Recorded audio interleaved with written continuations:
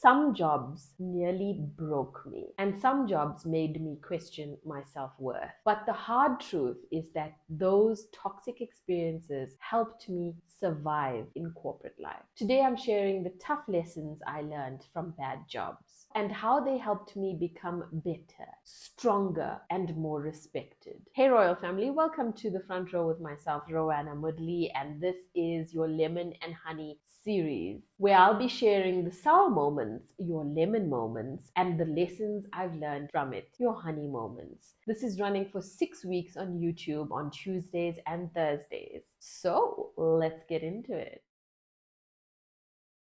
I've had jobs where managers would explode in anger. They would gossip about me. They would spread false rumors about me. They would say something to me and do something else behind my back. They never grew me and they never gave me constructive feedback. I had subordinates that would smile at me, but then go to my manager and gossip about me. I've had feedback that felt like punishment, and I've also experienced people taking my kindness for granted. And all of this resulted in me taking this emotional baggage, this negative turmoil, back home to my family, where I would vent and my attitude would be different, or I would seem down, and it was just a roller coaster of unhealthiness. I was constantly trying to find a way to please all of the toxic people around me, and it affected my self-worth. It affected the way I thought about things, and it affected the way I actually did work. I felt burnt out, negative, and in a rut.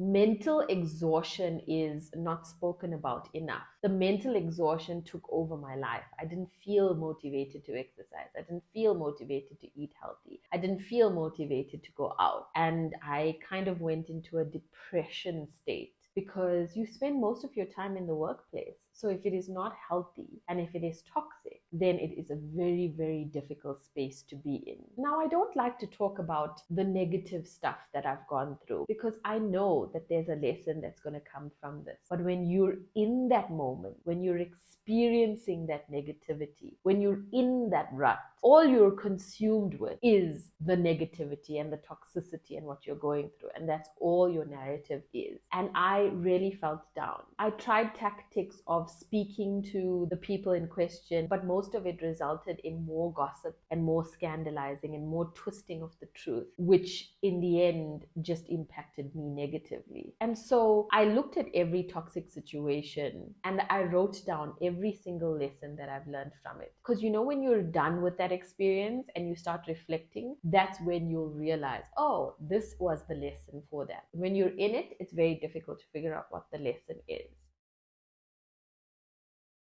How to handle a manager's anger or disappointment. The thing that I learned is everybody has an ego. So if you're just speaking out when a manager is upset, it's probably going to irritate them even further. So my lesson from that was to first apologize, even if it is not fully your fault. I'm so sorry about that. And then that disarms the person and they start feeling like they are actually heard. And then say, I'm going to look into this and get back to you. Because if you just answer in that moment while they're irritated or while they're around other people, it may just aggravate the situation further. There are some cases where it doesn't work, but it's worth trying to pacify a person rather than you giving a response to someone that's already riled up. And then also, when you respond by saying, let me know if this approach works for you, that could be something that would help the situation a little better. And always keep your calm and always breathe and make sure your expressions are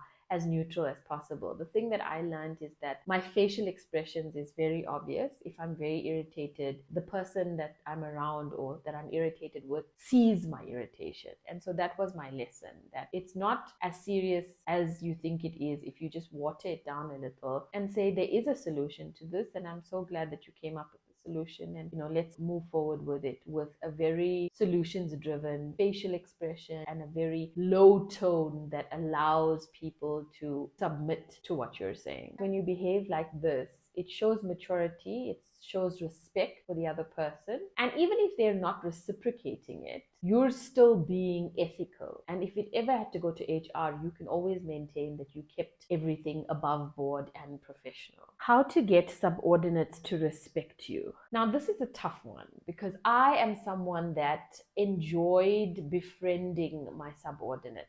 And I enjoyed understanding who they are and getting to know who they are and being really friendly with them, because I thought that if they bought into me as a person, then they would just do the job. And little did I know that not everyone is the same. People are just concerned with their own growth and their own lane, and they're not so into worrying about you. And so the hard lesson I learned was to separate it, to not be friends with your subordinates, because they're not your friends. It's okay to be friendly, but it's also important to set a boundary between your subordinates and yourself. Never sharing personal information with anyone at work. The more they know about your personal life, the less respect they have for you. It's a weird thing because from my experience, when they know so much about my personal life, they feel like they're friends with you and they can just talk about anything. The lines are blurred. So I found it more beneficial to keep those lines very, very clear so that the teams know where they stand. There's certain things we can talk about, but there's a line and we're not going to talk about that. Also, when you overshare in the office, there's office gossip. What you're oversharing with someone, that is going to go to someone else. And it's a certain kind of etiquette we should have in the office. Let's talk general and let's keep it very nice and human, and let's talk shop where we need to. There's no need for us to go over the line and beyond that, where we're sharing about things that's only going to be gossip anyway. And I also learned that setting those clear boundaries from day one and having those meetings with the team to let them know this is how it is, and being very transparent with them is the thing that's going to help you in your corporate life, because it can get toxic when they don't know how you lead and they're assuming that it's okay. But if you are transparent and you say, I like this and I don't like this, and this is how this team is going to be run, there's more transparency and you've said it. And then you support that with an email so you have written proof. Always have written proof, especially in a toxic environment. And that's your safeguard and that's your KPI for the team. Work is worship. I read a teaching by Sri Swami Sivananda, the founder of the Divine Life Society, who says work is worship. So it changed the way I operate. If work is worship, then I cannot gossip about it. I cannot talk negative things about it. I can't hate people that are within that workspace. I cannot be annoyed with a certain process, because everything that I do is a form of worship, and the bureaucracy and the rules that are within that business is what I need to adhere to. Yes, I can speak up where needed, but it doesn't need to be a fight, it doesn't need to be negative, and it just needs to be a realm where you are grateful for the fact that you are able to worship God in this form through work. And whenever I was around toxic people, I started to remind myself that this too is worship, and this too is something that I need to do for my development and my personal growth. When someone was being rude or unreasonable to me, I would naturally just react to it. But as I grew older and I started to know better, I realized that it doesn't make any sense for me to retaliate, because that's just going to put me in the dumpster. I would much rather pacify the situation by remaining silent if this person is narcissistic or very toxic, or just imagine this person as a very fierce form of a Hindu deity. And that's how I would remind myself that this too shall pass and this won't last forever. And also, when you think about work as worship, it focuses more on the gratitude than the problem. And when you start focusing more on the gratitude, you start getting more positivity, because you are moving in that vibrational energy and you're not entertaining the thing that is negative. Very hard to do, very, very difficult to do. I have failed every single time, and that's why I have these as lessons, because it's lessons that I'm going to take forward with me, because I've gone through many moments where I've not regarded work as worship because I have forgotten. I got too sucked into whatever was going on in the toxicity of the workplace that I forgot to treat it as worship. Put yourself first without guilt.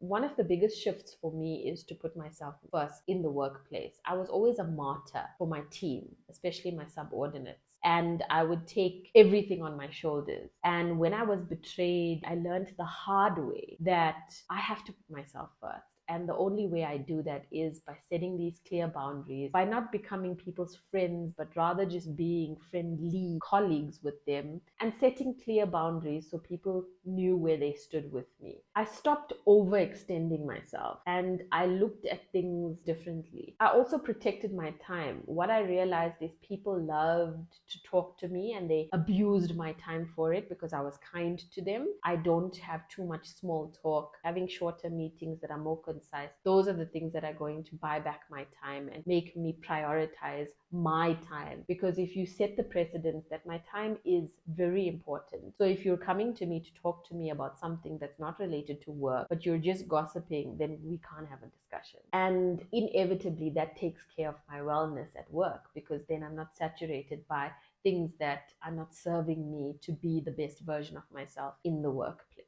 The yelling, the loneliness, the toxicity, the toughness of it all were very painful. And I don't wish that upon anyone. But I'm also very grateful that I had to experience those things with people because it made me a better human and it also made me a better person in the world. It helped me understand people better and it forced me to put myself first in any situation. It taught me who I really am, what I really want, and what I really stand for. And that's something I'm very proud about. So if you're in a toxic job, know this: you are not powerless, and this too shall pass. Work is worship. Treat everyone with dignity, and you will get through it. And that brings me to the end of another episode of Lemon and Honey. I'll catch you on the next one. Cheers.